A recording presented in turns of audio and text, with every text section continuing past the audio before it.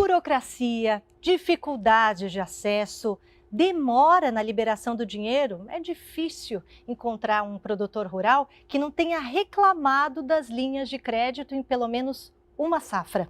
Segundo a Confederação Nacional da Agricultura, houve uma redução de 560 mil contratos na comparação de 2008 para 2020. Só que esse cenário começa a mudar com novas alternativas de captação de recursos. E é para falar sobre essas novas formas de crédito que a gente está aqui com o CEO da Terra Magna, o Bernardo Fabiani. Bernardo, seja bem-vindo, obrigada por aceitar nosso convite. Muito obrigado pelo convite, é ótimo estar aqui. Lembrando que você acompanha o JR Agro toda sexta-feira, às 7h30 da noite na Record News e em todas as plataformas digitais da Record TV. Bernardo, a gente sempre ouve boas notícias da agricultura, do agronegócio. Existe uma perspectiva aí esse ano de safras recordes, mas ainda assim o produtor rural tem dificuldade para conseguir financiamento. Por que isso? Quando a gente fala da agricultura brasileira, a gente fala de o setor que realmente carrega o nosso PIB. Não só a agricultura, mas o agronegócio como um todo. A agricultura, a pecuária, o setor primário e todos os setores derivados. Mas qual o problema? Que esses são setores extremamente peculiares. Eles precisam que o financiador se adeque à realidade deles e não eles se adequarem à realidade do financiador. E a consequência disso acaba sendo que o financiador ele não entra no mercado. Então, bancos convencionais têm pouca vascularização, pouca capacidade de distribuição nesse mercado e não sabem precificar o risco. Quando a gente fala de crédito, a gente dá crédito com a crença de que a gente vai receber aquele dinheiro de volta. E isso envolve ponderar muito bem com respeito ao risco que você está tomando naquela operação. Quando você está financiando uma empresa no meio urbano, você sabe muito bem como ela funciona. Existe um fluxo de caixa, existe um balanço, mas o produtor rural atua como uma pessoa física. Ele tem um imposto de renda, muitas vezes, e muito difícil de entender o risco que ele oferece, muito difícil de entender qual que é o risco oferecido pelo clima, pela praga, pela doença, pela commodity, pelo câmbio. E a consequência disso é que o produtor rural, apesar de estar no setor da economia que mais cresce, que segura a balança comercial do Brasil, sofre com carência de crédito. Uhum.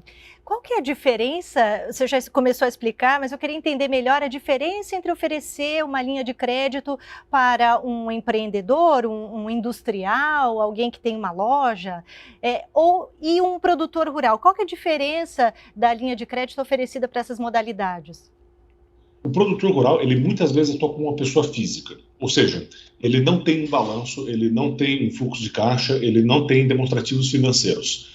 E isso são os elementos que são usados pelos financiadores convencionais para entender a saúde daquele negócio, por um lado, e pelo outro, para conseguir precificar o risco de fornecer crédito para ele.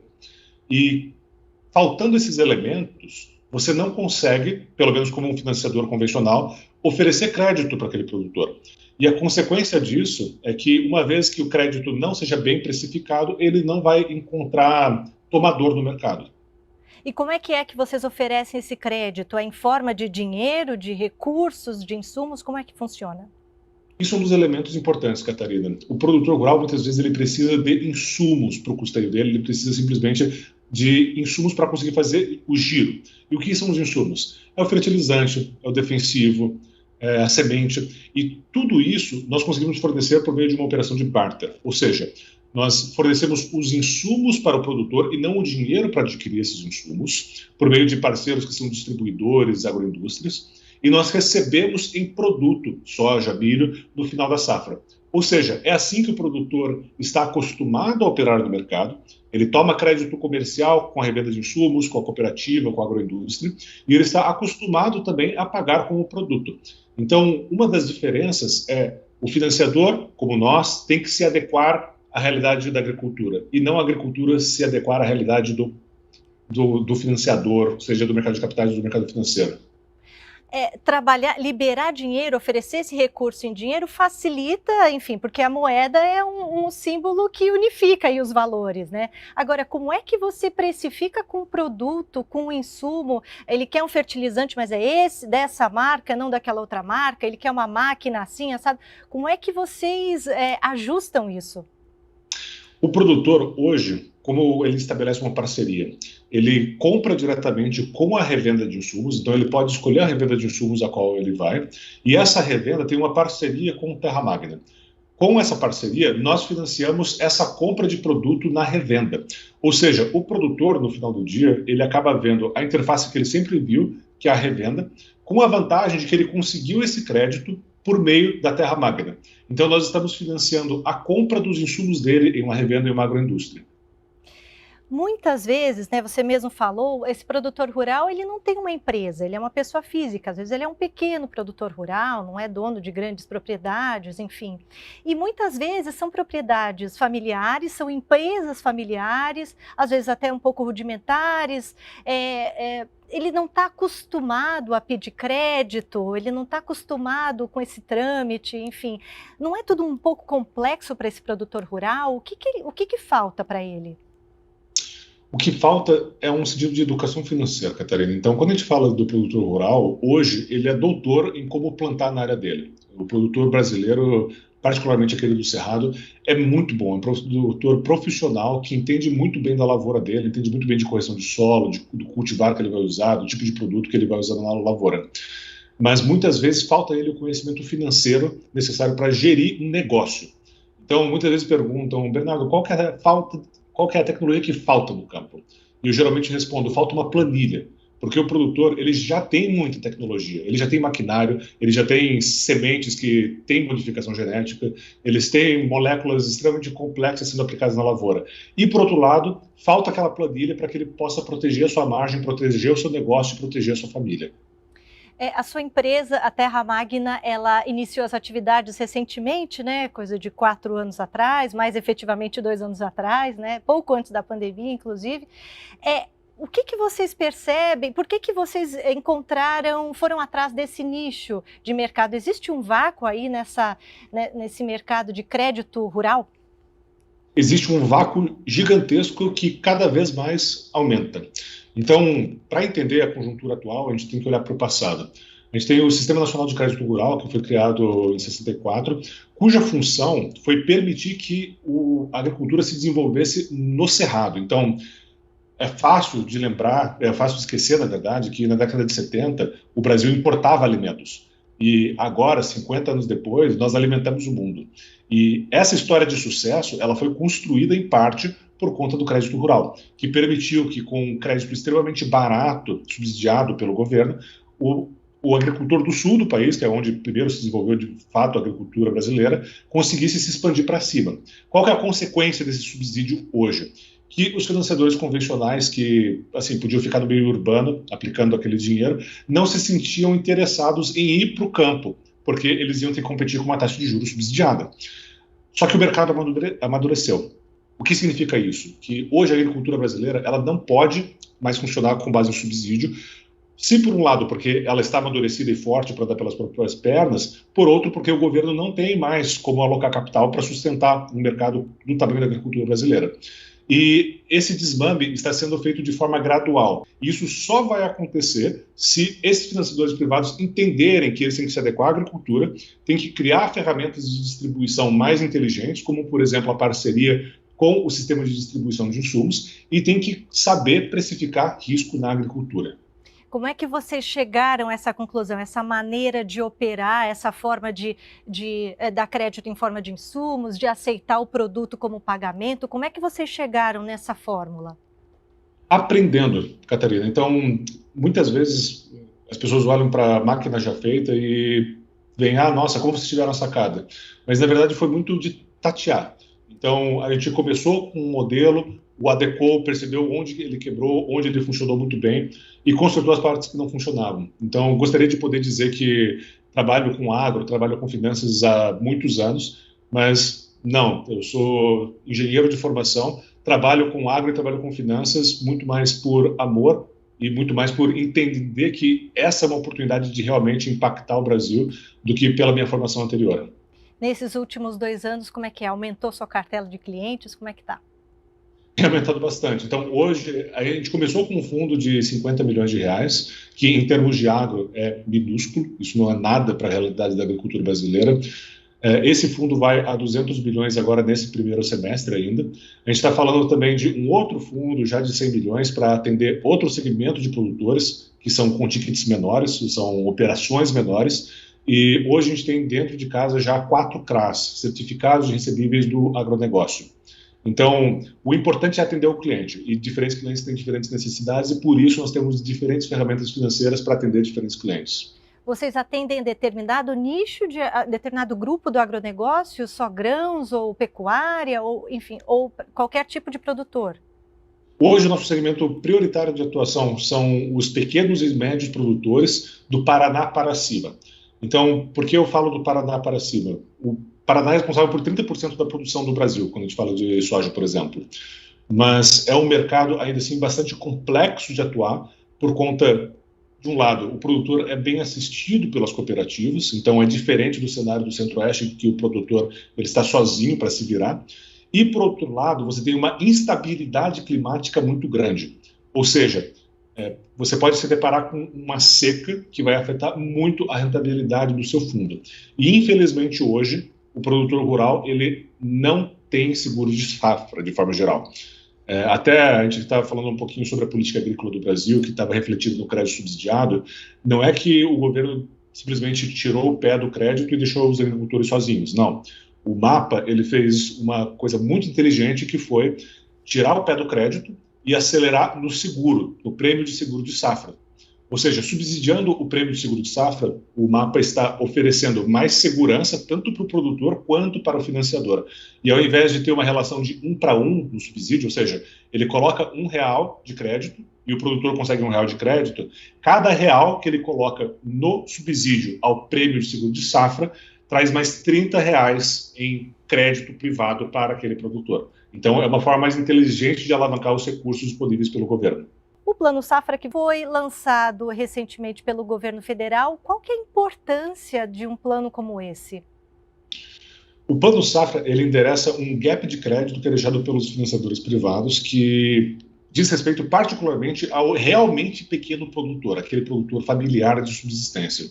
Então, à medida que o governo reduz o Plano Safra, a gente vê uma tendência a deixar os grandes produtores se virarem, ou seja, acessarem o mercado privado, coisa que eles já fazem muito bem. O médio produtor também começa a ficar desassistido pelo Plano Safra, então esse médio produtor ele já toma muito crédito comercial e vai tomar cada vez mais. E o pequeno produtor é aquele realmente não sofisticado que não tem como conseguir crédito, por exemplo, do ponto de vista privado. Eu queria entender, existe um limite de crédito ou um mínimo de crédito, o prazo, como é que é? Como é que o produtor, o pequeno produtor, vamos dizer, como é que ele pode pedir crédito à sua empresa?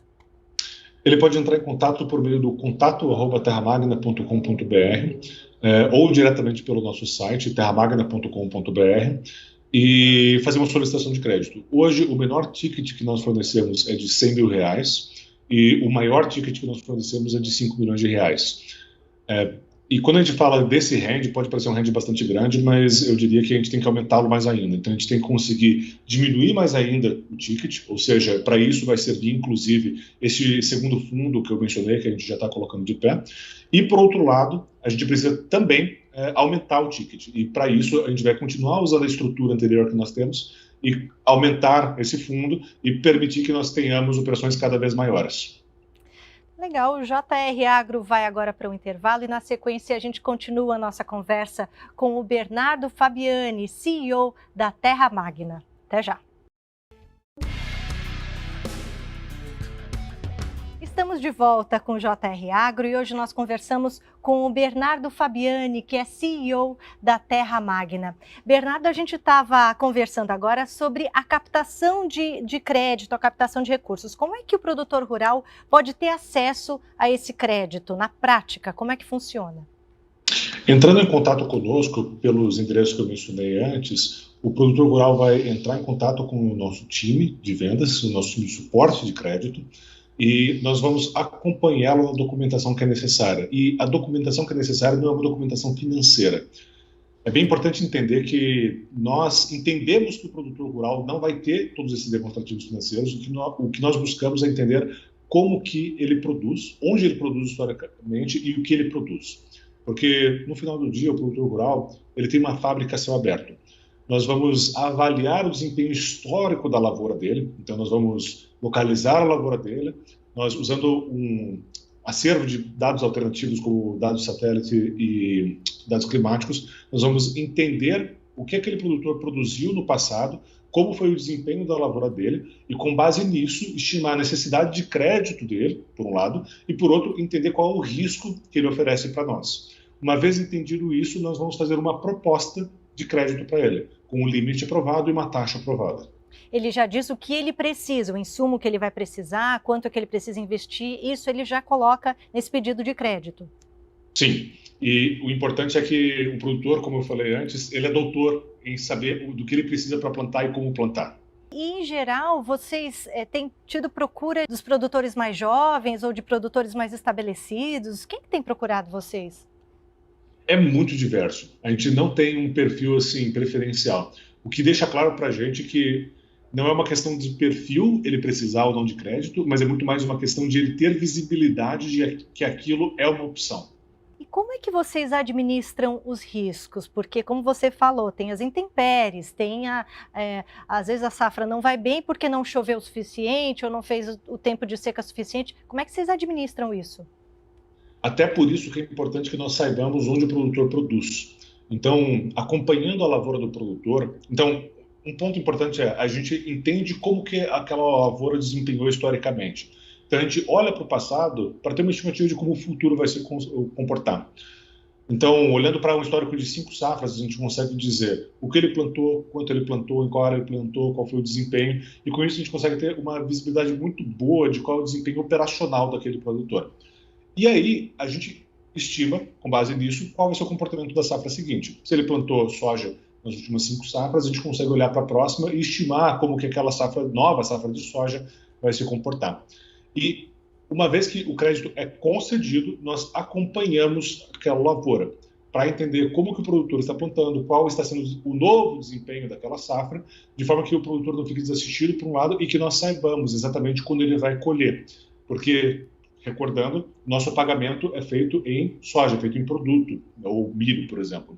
Então, uma vez que o produtor comece a colher, é muito importante que nós saibamos para que nós possamos apoiá-lo a levar aquela soja para a trade correta, para a cerealista correta. E essa análise vocês fazem só com base nas informações que o produtor oferece? E com base em outros dados, como, por exemplo, imagens satélites e dados climáticos. Então, a gente compõe, a gente trabalha com o que tem disponível e não com o ideal, digamos assim, porque, de novo, senão não operaríamos no agro. Você disse que o produtor ele já está acostumado em pagar com produto, né? E vocês recebem em soja e agora também em milho. Se for um outro produtor, se ele produzir, por exemplo, frutas, como é que funcionaria esse pagamento? Hoje nós não trabalhamos com frutas, com hortifruti de forma geral, mas é uma das coisas que nós já queremos fazer, nós entendemos essa dificuldade e nós queremos fazer com o novo fundo que nós estamos colocando de pé. Então, a intenção é justamente que nós possamos receber o pagamento em dinheiro e não apenas em soja, em produto, e com tickets menores, porque dificilmente a gente vai ver grandes produtores de hortifruti. Então, um ticket de 100 mil pode acabar ficando muito grande para um pequeno produtor de hortifruti. E a consequência disso é que o nosso fundo atual não os atenderia.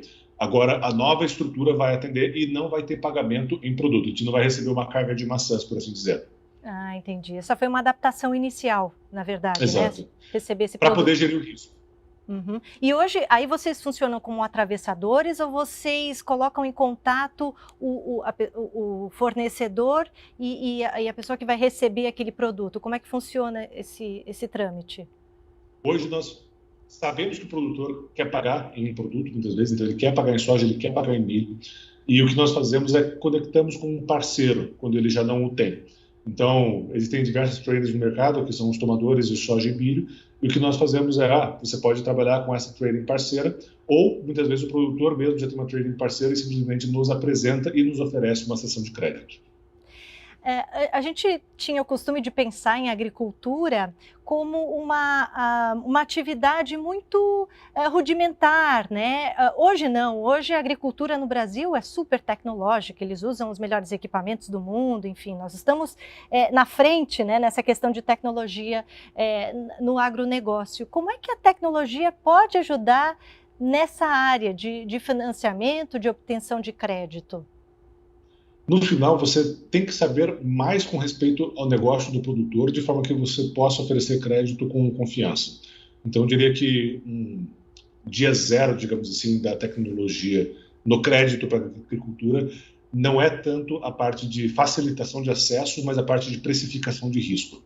Então, só lembrando que tem três grandes dificuldades. Uma delas é o acesso ou distribuição, a outra é entender o risco e a outra é conseguir cobrar do produtor no final da safra. Então, eu diria que para entender melhor o risco e para conseguir cobrar melhor no final da safra, a gente tem claros benefícios que a tecnologia pode oferecer e vai continuar oferecendo. Hoje, nós usamos satélites e dados climáticos não porque seja o dado ideal, mas porque é o dado que existe disponível. E, por outro lado, se nós tivéssemos acesso ao maquinário do produtor, conseguimos entender, com base no maquinário mesmo dele, qual que é o desempenho da safra, há quanto tempo ele planta, como que está sendo o desempenho daquela safra em particular, a gente teria um ganho muito alto de escala, um ganho muito alto na precificação do risco. E, por outro lado, a gente tem um outro benefício, que é o acesso. Então, hoje, o produtor rural ele é pouco digitalizado. A gente vê muito produtor usando o WhatsApp, por exemplo, mas a tendência de digitalização ainda é muito mais um desejo do que uma realidade no campo. E a consequência disso é que você vai continuar acessando o produtor rural durante muito tempo, ou seja por uma ligação, ou seja, inclusive, indo na fazenda. E o segundo grande ganho vai ser o ganho de acesso. O produtor ele vai poder solicitar esse crédito por uma interface web, por exemplo. Mas você já percebe uma mudança de comportamento, de mentalidade nas novas gerações de agricultores? Nas novas gerações, sim. Então, é bem interessante porque a gente está tendo essa gradual transição entre os pioneiros e pioneiras que desbravaram o Centro-Oeste, por exemplo, e a nova geração agora que volta para a fazenda. Não a contragosto, porque a fazenda não é um negócio de baixa tecnologia, mas sim querendo voltar e querendo poder fazer melhor e construir em cima do legado dos pais, mães e avós. Como é que você vê o agronegócio para os próximos anos aqui no Brasil? Continuando essa história de vitória. Então, quando a gente olha para a agricultura brasileira, é muito fácil de take it for granted, de você olhar para ela e falar, o agro brasileiro sempre foi uma potência. Isso não podia estar mais longe da verdade. A potência da agricultura brasileira é um fenômeno recente. Ela vem de 2000, de 90 para cá. Lembrando, década de 70, a gente precisou fazer o Sistema Nacional de Crédito Rural para conseguir viabilizar a agricultura. Na década de 70, as pessoas ainda pensavam que a agricultura tropical era impraticável, porque o solo do Cerrado é muito mais pobre do que o solo das áreas temperadas. E a consequência disso é que você tem que colocar muito mais capital para você poder plantar. No Cerrado, o solo é muito mais um substrato de sustentação da planta do que algo que factualmente vai oferecer os nutrientes. Então, eu vejo a região do Mato Piba hoje, a nova fronteira agrícola, como sendo o Mato Grosso da década de 70, como sendo um local que está sendo desbravado, novamente por pioneiros e pioneiras, que vão conseguir tornar aquela região extremamente rica, tal como é o Centro-Oeste brasileiro hoje. Se nós usarmos as políticas públicas da forma apropriada e o nosso Estado conseguir suportar a agricultura da forma como ela precisa, eu não vejo por que essa história vai acabar. E qual que você diria, só para a gente encerrar, que é o maior desafio hoje do produtor rural? É cruzar essa barreira tecnológica? Não em si a barreira tecnológica, Catarina, mas eu diria que é aceitar que hoje ser produtor não é mais um problema simplesmente de plantar, de trabalhar de sol a sol, acreditar que a chuva vai vir e colher no final da safra. O produtor ele precisa de habilidades de gestão compatíveis com o negócio que ele tem. Então, diversos produtores faturam 15, 20 milhões por ano e não tem o mínimo de gestão do ponto de vista empresarial. E o desafio acaba sendo governança, acaba sendo entender que ele está à frente de um negócio e não simplesmente de uma atividade familiar. Tá certo, eu quero agradecer mais uma vez o CEO da Terra Magna, o Bernardo Fabiani. Muito obrigada. Lembrando que o JR Agro é toda sexta-feira às 7h30 na Record News e em todas as plataformas digitais da Record TV. Muito obrigada e até a próxima.